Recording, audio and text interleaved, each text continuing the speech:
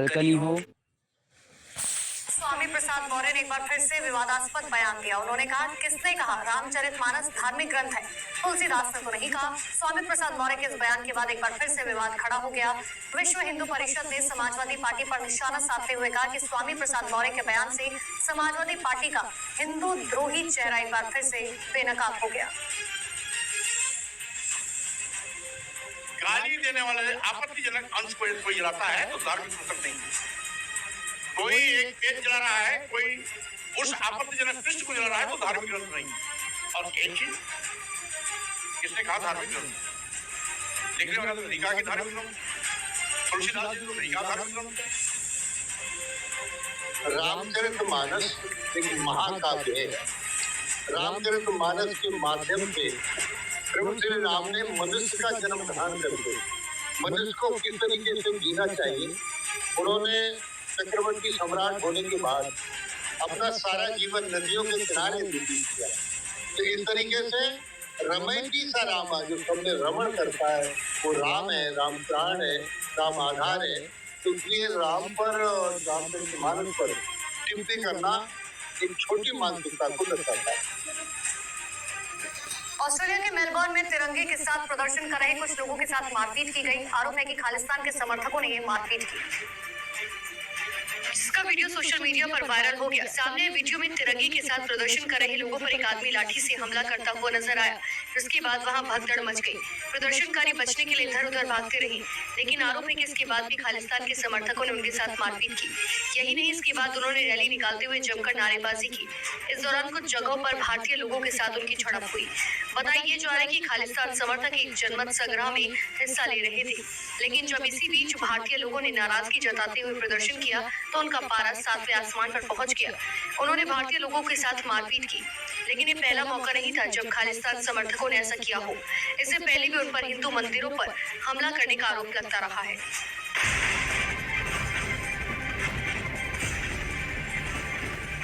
और अब बड़ी खबर उड़ीसा से, जहां के स्वास्थ्य मंत्री नवकिशोर यही तेल होता है जो हम खुद लगाते हैं सर। यही तेल पर थोड़ा सा तेल में हाथ लगाने का थोड़ा सा। रामचरितमानस को लेकर अपने विवादित बयानों से सुर्खियों में आए स्वामी प्रसाद मौर्य के एक और बयान ने अयोध्या और साधु संतों को नाराज कर दिया है।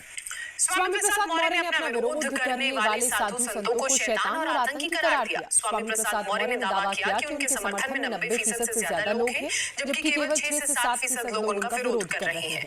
और स्वामी प्रसाद मौर्य को अब साधु संतों के गुस्से का भी सामना करना पड़ रहा है।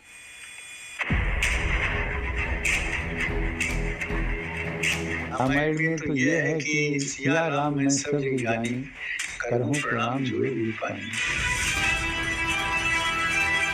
एक एक कण को भी राम में बताया जिस रामायण में, उस रामायण को जातिवाद की बात कर रहा है। स्वामी प्रसाद मौर्य का जो दिमाग तो खराब हो गया है, वो पगला गया है। इसे पागल को पागल खाना देना चाहिए।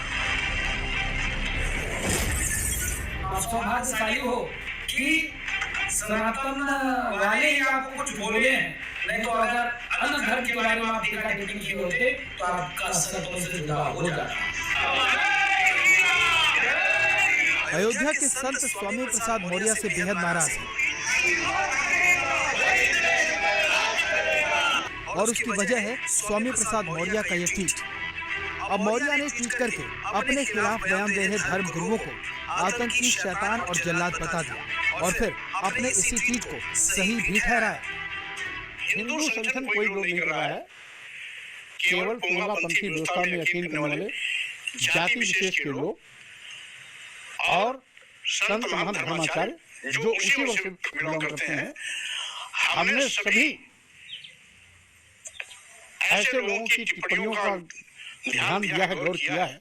85 से लेकर के 90% लोग हमारे पक्ष में मंतव्य दिए हैं। 5 से लेकर 10% लोग उन संतों महंतों की जमात के साथ खड़े हैं। इसे उन पर जिम्मेदारी हूँ, हमें किसी प्रकार का डर और चिंता नहीं, ताकि ये कि जीभ काटने और सिर काटने का फरमान जारी करने वाले लोग या तो कोई संत है, या कोई महंत है, या कोई धर्माचार्य है, या जाति विशेष के लोग हैं तो ही मैंने कहा कि अगर यही बात किसी अन्य धर्म और मजहब का कोई व्यक्ति कहा होता कि यही लोग उसको कहते ये आतंकवादी है। तो ही मैंने कहा कि कोई और कहता तो आतंकवादी होता, और आंख काटने और जीभ काटने की बात अगर संत और महंत धर्माचार्य जाति से लोग कर रहे हैं तो इनको मैं क्या आतंकवादी कहूं, शैतान कहूं या जल्लाद कहूं? स्वामी प्रसाद मौर्य ने पहले रामचरितमानस पर विवादित बयान दिया और अब विरोध करने वाले साधु संतों के लिए शैतान और जल्लाद जैसे शब्दों का प्रयोग किया है। स्वामी के इस बयान पर अयोध्या के संतों ने कड़ी प्रतिक्रिया दी है। तो भगवान राम गिरिवासी जनवासी और कोल भील बानर भालू सबको एक साथ लेकर के सबको गले मिलाए, ऐसे समदर्शी भगवान के संबंध में रचित रामायण को उसने कहा कि इसमें बहुत सी बातें ऐसी हैं जो विरोधी हैं और जात विरोधी बताया है, जो बिल्कुल गलत है। रामायण में तो यह है कि सिया राम मैं सब जग जानी, करहूं प्रणाम जोड़े पानी। एक एक कण को भी राम में बताया है। जिस रामायण ने उस रामायण को जातिवाद से बांटने की बात कर रहा है, इसलिए स्पष्ट रूप में यही है कि स्वामी प्रसाद मौर्य का जो दिमाग है वो खराब हो गया है, वो पगला गया है। ऐसे पागल को पागल खाना भेजना चाहिए। और जिस प्रकार साधु समाज और संत समाज भक्तों के लिए रामायण से संबंधित लोगों के प्रति ऐसी भाषा बोल रहा है। इस इलेक्ट्रिक फुट मसाज को 10 मिनट इस्तेमाल करने के बाद पैरों का पुराने से पुराना दर्द भी चला जाता है। जितना उधर रामचरितमानस पर सपा नेता स्वामी प्रसाद मौर्य का विवादित बयान सामने आया है। स्वामी प्रसाद मौर्य ने रामचरितमानस को प्रतिबंधित करने की मांग की है और कहा है हम रामचरितमानस को धार्मिक ग्रंथ नहीं मानते। स्वामी प्रसाद मौर्य के बयान पर डिप्टी सीएम केशव प्रसाद मौर्य ने भी पलटवार किया। तुलसीदास जी ने जो रामचरितमानस लिखी है उसमें कुछ अंश ऐसे हैं जिसमें जाति वर्ग विशेष को लेकर के अपमानजनक टिप्पणियां की हैं। यद्यपि हम उसको धर्म ग्रंथ इसलिए नहीं मानते कि तुलसीदास जी ने स्वतः उसको इस बात को स्वीकार किया। बालकांड के शुरुआत में ही लिखते वक्त उन्होंने इसका जिक्र कर दिया कि स्वांता और सुखाय तुलसी रघुनाथ गाथा भाषा निबंध आज इसे रचित करता है। तो इसलिए जब स्वांता सुखाय के लिए किताब लिखी गई है तो हम उसको धर्म की पुस्तक के रूप में नहीं लेते।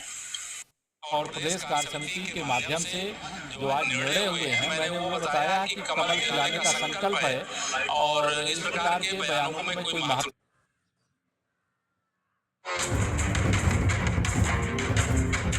समाजवादी पार्टी के एमएलसी स्वामी प्रसाद मौर्य के रामचरितमानस पर दिए गए विवादित बयान के बाद जुबानी जंग जारी है, लेकिन अब स्वामी प्रसाद मौर्य का फिर से विवाद को बढ़ाने वाला बयान आया है। उनका यह बयान लखनऊ के लेटे हनुमान टेम्पल के बाहर लगे पोस्टरों पर आया है, जिस पर सपा एमएलसी ने बयान दिया है। स्वामी प्रसाद मौर्य ने कहा कि लखनऊ ककापुल के पास लेटे हुए हनुमान मंदिर में पुजारियों द्वारा प्रतिबंध हास्यास्पद है। अपने पूरे जीवन में इस मंदिर में ना तो कभी गया था और ना ही कभी जाऊंगा। जहां भेदभाव हो वहां जाने की जरूरत ही क्या है। वहीं मंगलवार को लखनऊ के प्राचीन लेटे हनुमान मंदिर के बाहर स्वामी प्रसाद मौर्य के खिलाफ पोस्टर लगाए गए थे। इन पोस्टरों पर स्वामी प्रसाद मौर्य की तस्वीर लगी थी और उसे लाल रंग से क्रॉस किया गया था। इस बैनर पर लिखा था कि अधर्मी स्वामी प्रसाद मौर्य का इस मंदिर में प्रवेश वर्जित है। ये पोस्टर मंदिर के मुख्य द्वार समेत कई जगहों पर लगाया गया था। मंदिर परिसर के अंदर भी कुछ ऐसे ही पोस्टर देखे गए थे। सपा एमएलसी ने रामचरितमानस पर विवादित बयान देते हुए कहा था कि रामचरितमानस की कुछ पंक्तियों में जाति, वर्ण और वर्ग के आधार पर यदि समाज के किसी वर्ग का अपमान हुआ है तो वह निश्चित रूप से धर्म नहीं है, ये अधर्म है और जो न केवल बीजेपी बल्कि संतों को भी हमले के लिए आमंत्रित कर रहा है। रामचरितमानस की कुछ पंक्तियों में तेली और कुम्हार जैसी जातियों के नामों का उल्लेख है, जो इन जातियों के लाखों लोगों की भावनाओं को आहत करती हैं।